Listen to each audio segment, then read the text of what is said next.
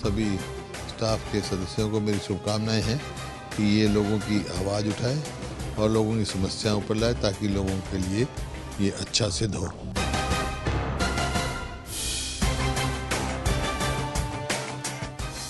नमस्कार, एवन तहलका पर आप सभी का स्वागत है। खास कार्यक्रम सुनिए मुख्यमंत्री जी के साथ मैं दीपकमल सहारन। क्या कोई सरकार अपनी सबसे महत्वाकांक्षी योजना को भुला सकती है? क्या कोई ऐसा प्रोजेक्ट जो किसी इलाके की तकदीर बदलने वाला हो, उसे ठंडे बस्ते में डाला जा सकता है?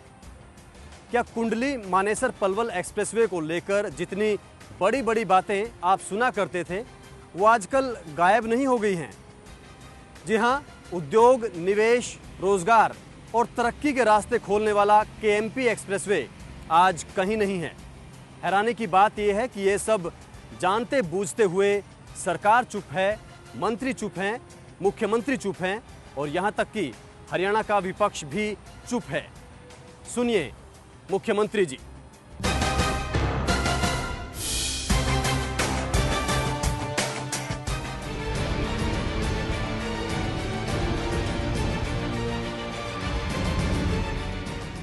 दिल्ली के 3 ओर हरियाणा है। एनसीआर यानी नेशनल कैपिटल रीजन का सबसे बड़ा हिस्सा हरियाणा में है। राजधानी दिल्ली से इस नजदीकी का फायदा उठाने के लिए एक बेहद महत्वपूर्ण काम शुरू हुआ था साल 2004 में। सोनीपत के राई और कुंडली गांवों के बीच से शुरू होकर एक सुपर एक्सप्रेसवे बनना था जो दिल्ली के 30-40 किलोमीटर बाहर हरियाणा के कई इलाकों से गुजरना था। बहादुरगढ़ और सांपला के बीच आसोदा गांव के पास से, इसके आगे औद्योगिक क्षेत्र मानेसर के पास से और फिर मेवात जिले से होते हुए पलवल तक इस एक्सप्रेसवे को जाना था। इरादे बहुत बड़े बड़े थे, सपने बेहद सुहाने। कुंडली मानेसर पलवल नाम से ये एक्सप्रेसवे बनता तो इस इलाके की तकदीर बदलने वाली थी। देखो, इससे तो फायदे तो कई होंगे। एक तो दिल्ली की भीड़ कम होगी, दूसरा जनता को भी जाने आने में सुविधा होगी, उनका टाइम कम लगेगा, खुला रोड मिलेगा तो जल्दी जाएगा, व्यापार बढ़ जाएगा, इंडस्ट्री वालों को भी फायदा होगा, जो गाड़ियां चलाने वाले उनको भी फायदा होगा। जब सुप्रीम कोर्ट ने लगभग 2001 में ये कहा कि डीजल की गाड़ियां दिल्ली में एंटर नहीं करेंगी पॉल्यूशन की वजह से, तब ये कॉन्सेप्ट बनाया गया कि एक पेरिफेरल रोड बनाया जाए। केएमपी को एक्चुअल में ईस्टर्न पेरिफेरल रोड भी कहते हैं। तो ईस्टर्न का जितना भी ट्रैफिक था वो डाइवर्ट करके NH1 पे डालने की योजना थी कि चंडीगढ़ अगर NH2 से कोई ट्रैफिक NH1 पे आता है तो उसको बाईपास करके उसे वहाँ डाइवर्ट किया जाए।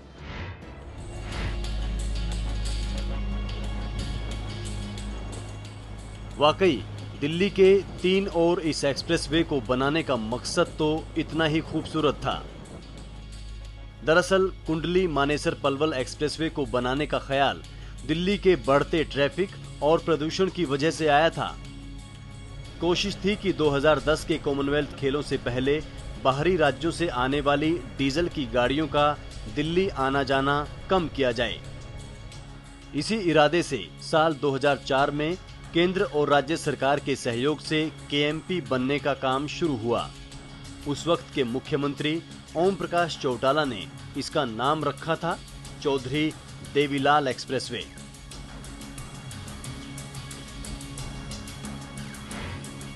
नेशनल हाईवे नंबर 1 को नेशनल हाईवे नंबर 8 और आगे नेशनल हाईवे नंबर 2 तक जोड़ने वाले इस सुपर एक्सप्रेसवे के नाम पर पिछले 10 सालों में राजनीति ही हुई है, काम नहीं हुआ है।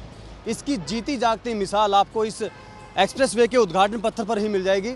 आपको दिखाते हैं कि आज किस हालत में है कुंडली मानेसर पलवल एक्सप्रेसवे का उद्घाटन पत्थर। ये आप देख रहे हैं, झाड़ियों के पीछे एक पत्थर लगा है। 1 दिसंबर 2004 को उस वक्त के मुख्यमंत्री चौधरी ओम प्रकाश चौटाला ने ये पत्थर लगाया था। और राजनीति की मिसाल ये देखिए कि उन्होंने जो इसका नाम रखा था वो चौधरी देवीलाल एक्सप्रेसवे रखा था। अपनी पार्टी के सबसे बड़े नेता रहे और देश के उप प्रधानमंत्री रहे चौधरी देवीलाल के नाम पर इस एक्सप्रेसवे का नाम रखा था। और इस सरकार ने बाद में इसका नाम बदलकर कुंडली मानेसर पलवल एक्सप्रेसवे कर दिया। काम फिर भी नहीं हुआ। नाम भले ही बदल गया हो लेकिन काम फिर भी नहीं हुआ। और इस उद्घाटन पत्थर के आगे जो ये पेड़, जो ये झाड़ी लगी है, ये अपने आप में एक राजनीति की मिसाल हो सकती है, क्योंकि ऐसा पेड़, ऐसी झाड़ी जहाँ जहाँ निर्माण चल रहा है वहाँ कहीं नहीं है, सिर्फ इस उद्घाटन पत्थर के आगे है। पिछले 10 सालों में ये हाईवे आधा तक नहीं बना है और कई सालों से इसका काम अब रुका पड़ा है। सरकार की एक पॉलिसी है, जो बड़े नेता हैं उनके एक खानदानी मतलब रीति रिवाज चली हुई है कि भाई उसके दादा का, उसके बाप का, उसके ताऊ का नाम रख दो ताकि उसको फिर अगली जो सरकार आए वो उसको ना छेड़े। ये जैसे KMP की आप 2004 से ये है, यहाँ खाली एक पत्थर लगा गए हैं ओम प्रकाश चौटाला जी। इससे आगे यहाँ आप मतलब यमुना तक चले जाओ, आप कोई एक्वायरमेंट नहीं है, कागजों में है खाली, मेज पर सारे मैप तैयार हो रहे हैं। बताने लग रहा है अगर ये बन जाता तो ये एरिया पूरा डेवलप हो जाता, बहुत अच्छी तरह से डेवलप हो जाता। किसान जो है यहाँ, किसान भी खुशहाल होता। अगर ये चालू हो जाता तो इंडस्ट्री भी आती, लेबर भी आती, बच्चों को रोजगार भी। अब SEZ बना, SEZ के नाम पे ये कहा था कांग्रेस ने अपने पहले चुनावी घोषणा पत्र में कि हम 10 लाख युवकों को रोजगार देंगे। मेरे ख्याल में SEZ में तो जो है ना 10 बच्चों को भी रोजगार नहीं मिला। 135 किलोमीटर के इस एक्सप्रेसवे के नाम से चौधरी देवीलाल का नाम तो 2005 में सरकार बदलते ही हटा दिया गया। काम भी तेजी से शुरू हुआ, लेकिन जल्द ही काम ने रफ्तार खो दी। कहीं मिट्टी डली, कहीं पत्थर पड़े, कहीं कहीं सड़क भी बन गई। लेकिन 10 साल होने को आए, ये हाईवे न पूरा होता दिख रहा है, न कहीं भी चालू करने की स्थिति में है।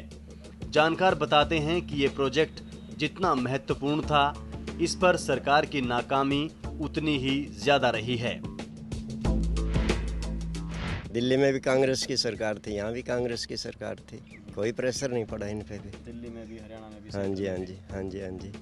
तो ये कोई प्रेशर नहीं पड़ा। 6 महीने या 7 महीने तकरीबन काम इसका थोड़ा थोड़ा चला, वो भी बहुत जो स्पीड में शुरू हुआ था काम, उस स्पीड में ना रह के थोड़ा थोड़ा काम चला 6-7 महीने।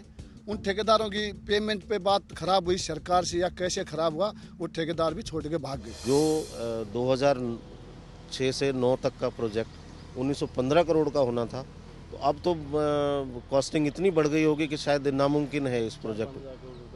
नामुमकिन है, वो तो खैर एक्सपर्ट और कंपनियां बताएंगी कि कितनी कॉस्टिंग बढ़ेगी, लेकिन नामुमकिन सा हो गया।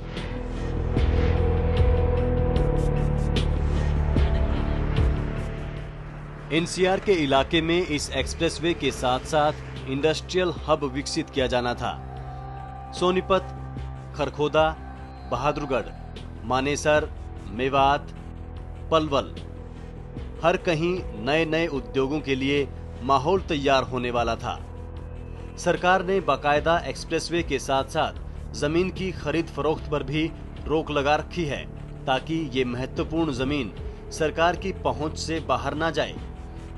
किसान अब सवाल उठा रहे हैं कि 10 साल पहले कौड़ियों के भाव एक्वायर हुई उनकी जमीन का सरकार ने किया क्या है। कुछ किसान तो जमीन वापस चाहते हैं, क्योंकि जिस काम के लिए सरकार ने जमीन ली थी वो तो हुआ ही नहीं। NH1 की तरफ से हमारे गांव में जो रोड जाता है KMP जो जाएगा, हालांकि उसके बोर्ड लगा रखे हैं, लेकिन KMP के नाम से कोई ज़मीन एक्वायर नहीं की गई है।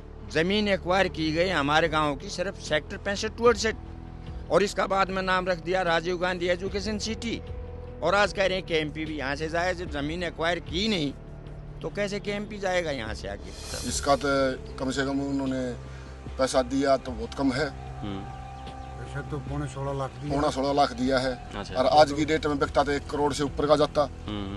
तो गवर्नमेंट ने तो ये लेकर गिर दिया, लेकिन जमींदारों की तो खेती भी नहीं हो रही। ठीक बात। और करोड़ों रुपए का नुकसान हो गया।